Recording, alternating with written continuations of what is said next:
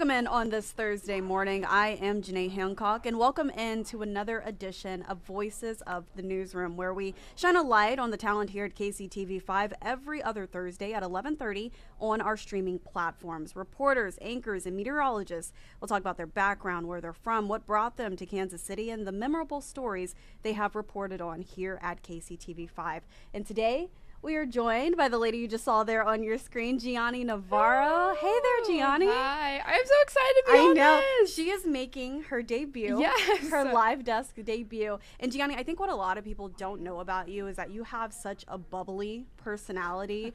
And she's just a good time to be around, guys, both in the newsroom and then outside of the newsroom. But for our viewers who don't really know you all that well, tell us a little bit more about where you're from and your family. Yeah, of course. So I think a lot of people know that I'm not from here. I think that's one of the things that people notice the most when I go out and do my stories, Janae.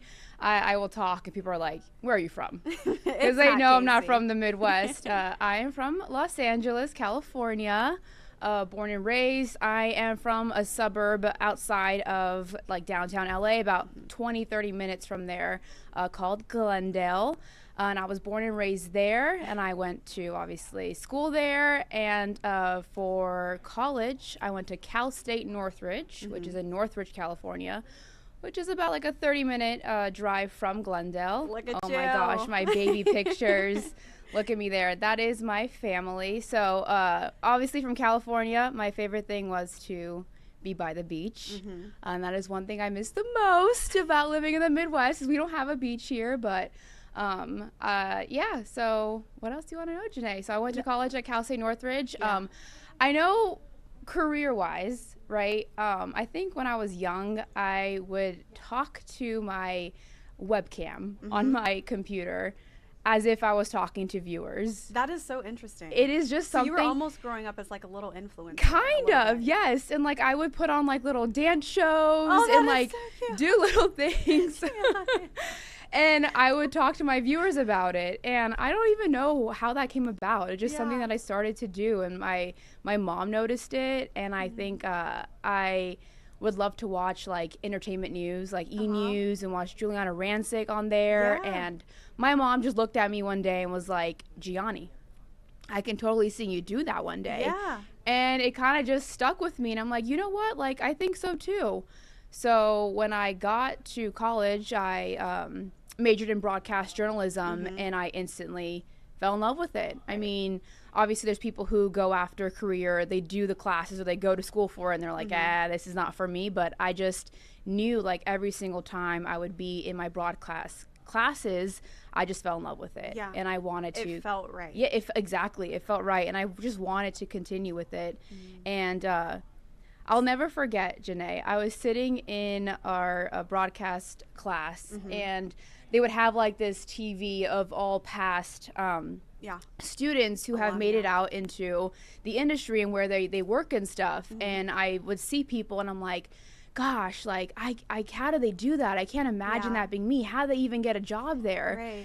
And I look at that back a lot. I'm like, what the heck? And you know, like here I am, you know, in Kansas City doing the news, reporting, anchoring. So I honestly couldn't even imagine being in the spot that I am right now. So kind of take us along your journey. So you went to college, you you majored in journalism, broadcast journalism, and then where did you get your start? Where was your first station? Yeah, so actually I double majored. I did broadcast journalism, and then just for funsies, I said, let me do a communications degree as well, just in case. You know, like I was already minoring in it, and I said, you know what, why not take the extra year to finish the classes? So I just wanted that safety net as well. But yeah, so I think a lot of people, you know this, especially when you get into this industry, sometimes you can't start off where you're from. That's hard, So I had to kind of take that leap of faith and that jump and leave all my family and friends in California. And my first job was in Wyoming.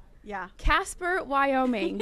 It's always the random places. So random. Okay, and the funny thing is I had no idea about Wyoming.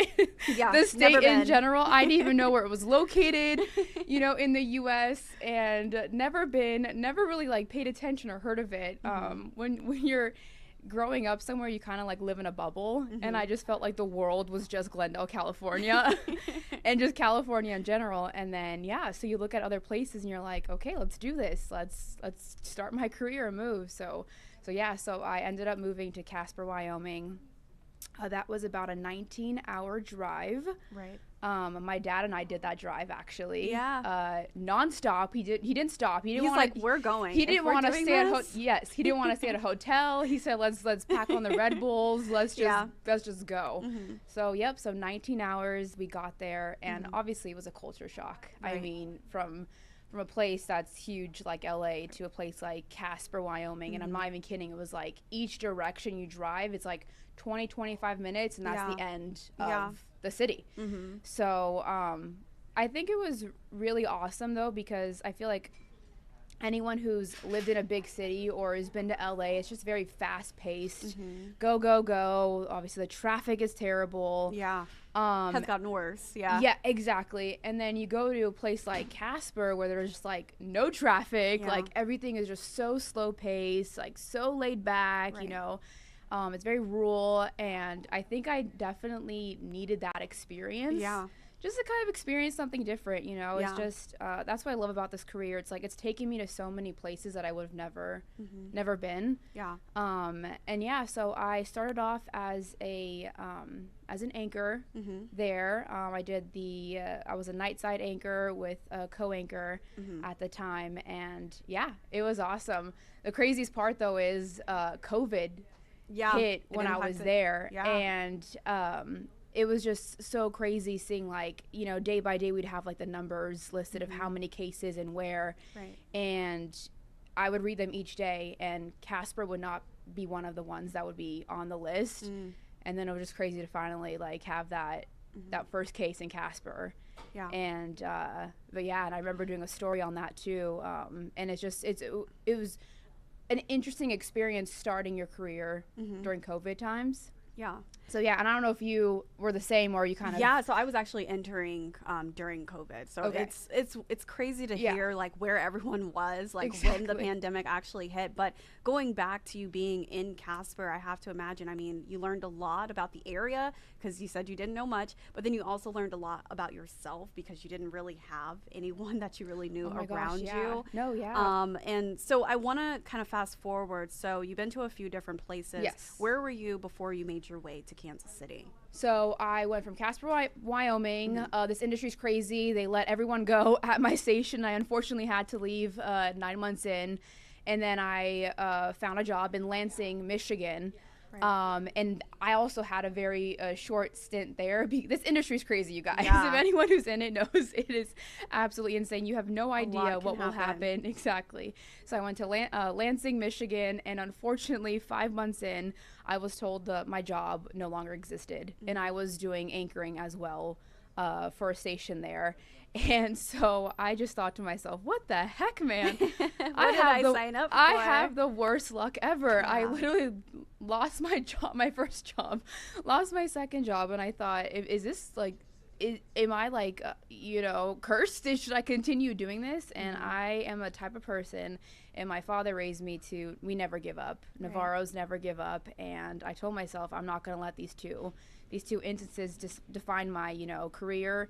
And so I said, you know what, let's do it again. And then I went to Mobile, Alabama, and that past picture was in Mobile. And I was there, guys, for 2 years, the full contract. Did not lose my job. So that was nice to be able to be there. And then I just love to continue to progress in my career and see where I can go. And after Mobile, after my contract was up, and I said, you know what, I'm ready for that next step. And Kansas City came knocking. And I said, heck yeah, let's go. Let's go to Kansas City. Another place that I really wasn't, aware of or familiar with, never really heard of, kind of. And then I came here, and I absolutely fell in love with Kansas City. I think the biggest thing, I actually moved here after we won the Super Bowl, the first year. And I have never experienced anything like it in my entire life. I mean, the pride here, I think I was so confused at first because everyone was wearing Chiefs gear. And I'm like, are all these tourists? Like, is everyone? And then I realized, I'm like, no, these people live here. And they're very into, they're prideful. I'll yes, put it that way. they love their sports. And I think that's what a lot of us feel like, because a lot of us, like Nathan Brennan, for instance, and then you, and then also me, like we all came here around the same time when the Chiefs are, it's just back-to-back wins. So it's been very, very exciting the past few years. Jiani, what's also been pretty exciting for you is we have a lot of people, for our viewers, in the newsroom that are engaged or recently married, and Jiani is engaged. She's one of them. Can I show my ring? Yes, show your ring, girl. So to introduce us to Bobby, introduce us to your fiance, Bobby, and tell us a little bit more about him. Of course. So Bobby's one of my favorite things to talk about. I love him to death. There he is proposing to me.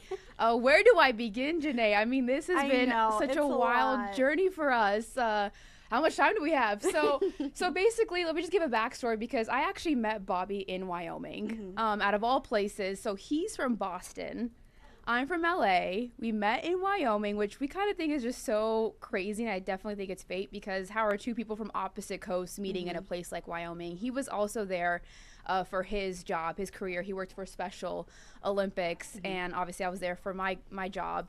And we met one night out, and I guess the rest is history. We just could not stop seeing each other after that night.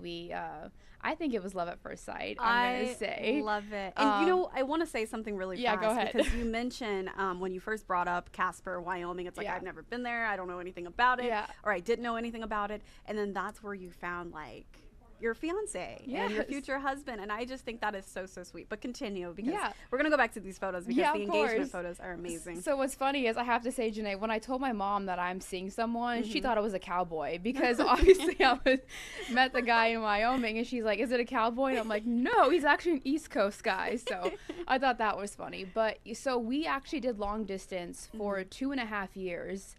He stayed in Wyoming while I went ahead and went to different states for this job. And finally, when I moved to Kansas City, we said enough is enough. We want to be together. And he finally moved here. So we're here together. We're not long distance. We have built a life here in Kansas City. But so he proposed to me a few days before Christmas in 2023. And that's that one photo. We were in Boston for Christmas to spend with his family.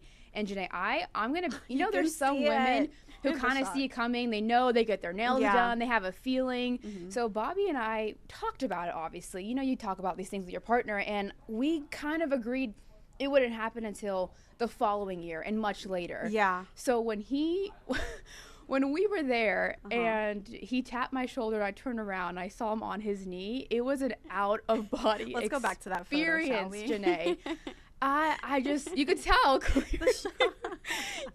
clearly I was shocked. I had no idea what was happening. My body was shaking, and obviously these are still photos, but in the moment I was jumping up and down. I was saying no, and I was turning around, and like he was just looking at me like, is she okay? Yeah. I think it was just the shock factor, and of course I said yes. And it was such a magical moment, Janae. Yeah. So awesome. It is so amazing to see Jiani and Bobby's love story just kind of play out. I've only known them for 2 years. You've been here at KCTV5 for 2 years, but it is just beautiful. It is so beautiful. And so when you sent Grace and I that text message that he proposed, I was like, oh my God, I just knew it. Like as soon as I saw your text message, I'm like, why do I have a feeling Bobby proposed? You did say that, and I just knew, I'm like, I have to text my girls. I gotta text Janae and Grace and let you guys know. But yeah, totally. And I had red nails too. That was not the color that I wanted for, with the ring. But hey, it was Christmas time. We were in the spirit, so it was a perfect time. And the Christmas lights behind you all as well. What's so funny too is I know a lot of people are probably like, well, how did you take photos like that? How did someone had to be there? Well, his best friend is a photographer, so and we were hanging out just casually. So when he was there, I never thought anything of it because I'm like, oh, this is he's always taking pictures of us, and I just thought he was just being nice, taking photos of Bobby and I, because I love my photos. Yeah. And so yeah, he's so good at this. He's so good at planning and keeping things a secret, and it did not spoil for me one bit. And it was a perfect day. It was awesome. So. I love this for you guys. And as you have already mentioned, you guys are both now living in Kansas City after doing long distance, and you're really being able to experience KC together. So speaking of that, tell me a little bit more about what you love to do in the city? Okay, so I just obviously power and light. I love being able to go out with my friends, you guys, and being able to explore the city. So many cool, unique spots. That was the NFL draft, so I've never been to that before. And of course, you can see Bobby super excited. He was thrilled, and it's just such a cool experience to be able to live in a city that has all these opportunities for you to go to things that you would never have thought you would go to, like the NFL draft. And I was never into baseball. I love going to Royals games now. She goes to a lot of Royals games. I actually watch them too. So love going to Royals games, love going to KC Current games. That's another thing. I played soccer my whole life, from 4 years old all the way up until my senior year of high school. Never went to a soccer game. Here, I'm so interested in going and seeing the women play, and I love going to all the games. So definitely all the sports, I'm so in. Barbecue, you guys. Barbecue. Gianni, favorite barbecue Listen, spot? that's a photo of me eating some Joe's barbecue. Is that your favorite barbecue spot? This is a question that we have started asking people. I don't want to get roasted by the public, but yes, I have to say Joe's has been my favorite. But also, crazy enough, it's been 2 years since I've lived here, and I have not really expanded my barbecue. I haven't really gone around and tried anything. I just had Joe's, and I'm like, yep, Joe's is it for me. Okay, Gianni. We do have to try some other places. No, we do. You've tried Jack Stack. I've tried Jack Stacks, actually, and I've tried Q39 because we've had it brought here to the station, but I don't think it's the same. You have to actually go to the place to get like the fresh, the food. So I still have to go out there and explore. But so far, Joe's has been one of those places where whenever we have visitors come see us here, like our family, we go to Joe's. The original Joe's. You know what I mean? Sure. Those ribs, I just can't. The fries, everything. Okay, so now we're getting hungry. No, but I will definitely agree. I need to expand and go out and try some other places as well. But I would say Q39. Q39, okay. We're kind of in the same boat, but I do love Joe's. So here in Kansas City, you have been, obviously, you're a reporter. You're also a weekend anchor, evening anchor. Yes. So what has been your favorite story so far, your most memorable story that you've reported on? This question makes me panic a little bit. It's hard. Because it's so hard, especially just being here for 2 years. You cover so many stories day to day, and each day is different. But I would say when there has been a tragic situation and I have been able to help people kind of talk through tragedy and just sit down with people, and the most recent one was when, after the Chiefs rally shooting, Adriana Galvin's mother, Lisa Lopez Galvin, was unfortunately, her life was taken.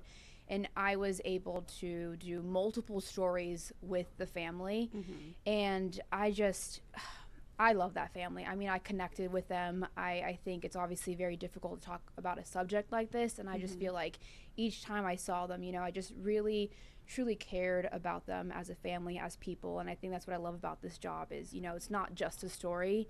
You are literally covering sometimes people's worst days of their lives. And I think being able to share those people's thoughts, their feelings, being able to sit down with them and kind of help them through that tragedy has been kind of the greatest blessing. Being a reporter and kind of just being here in Kansas City, being able to cover this story.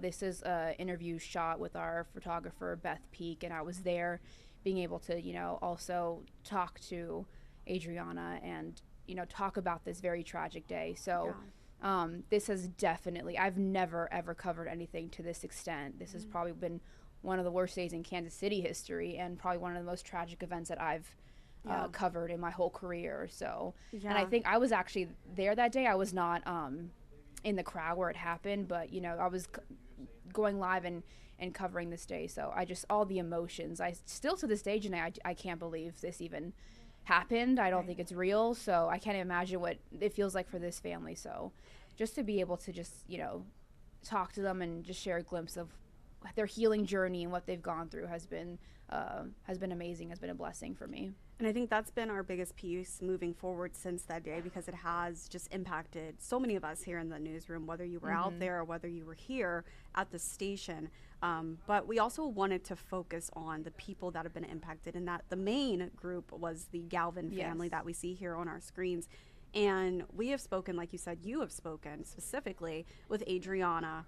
a lot since February 14th of 2024. And I can only imagine that this has been a healing process for her as well, to continue to have that relationship with you and speak with you. Yeah, definitely. And I think, it's hard for people to open up to reporters. Yeah. And I feel like this family has just been so gracious and has been able to really open up to us. And I've covered multiple stories with this family. One of them was when Lisa was honored at the opening for Chiefs. They had a moment of silence.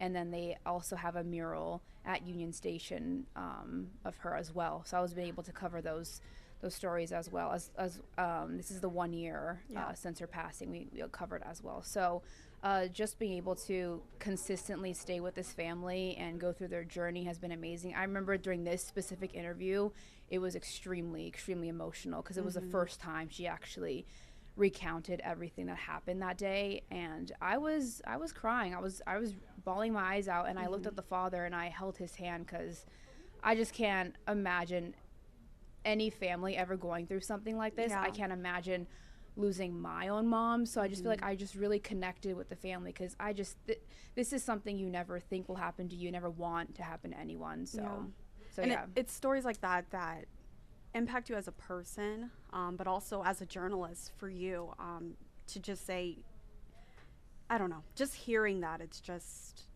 how do I take this to our viewers? Because like you said, it's something that you have never experienced, being out there and having to speak to someone who literally just lost their mom this way. I do want our viewers to go to our website, kctv5.com, where our aftermath, the entire coverage, as we mark the 1 year, is posted there still.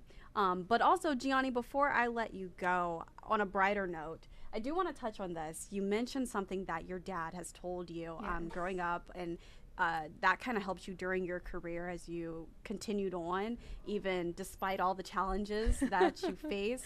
So I think my biggest question for you before we let you go is, what's one quote that sticks with you till this day, whether it's something your dad has told you or whether it's something you saw, that you just kind of lived through?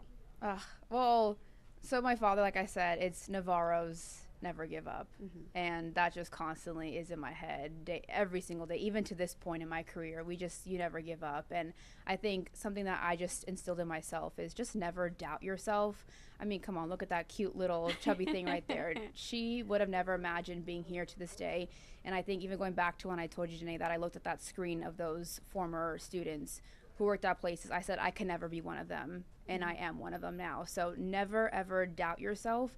Always believe in yourself. And again, Navarro's never give up. Oh, Jiani, I love it. And look at those reporter hands right there. Yes, even back then I in knew. The making. Jiani Navarro, thank you so much for joining me here at the Live Desk. Again, Voices of the Newsroom, where we shine a light on the talent here at KCTV5. You can tune in every other Thursday at 11:30 on our streaming platforms. We'll meet you right back here on May 8th.